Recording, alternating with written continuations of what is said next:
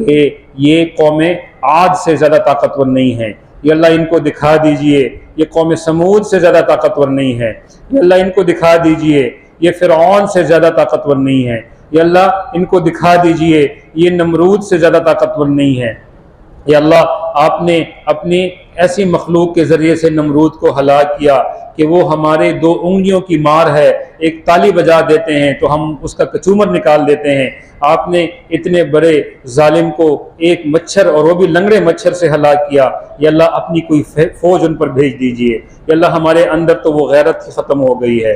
या अल्लाह हम इसकी तौबा भी करते हैं और वो ईमानी गैरत आपसे दोबारा मांगते हैं। वो ईमानी गैरत हम में अता फरमा दीजिए। या अल्लाह हम में कोई सलाहुद्दीन अयूबी पैदा फरमा दीजिए। या अल्लाह इन चीज़ों का, इस ताकत का, इन हथियारों का हम क्या करेंगे जब अपने भाइयों की हम मदद नहीं कर सकते। या अल्लाह कोई ईमानी गैरत जगा दीजिए। या अल्लाह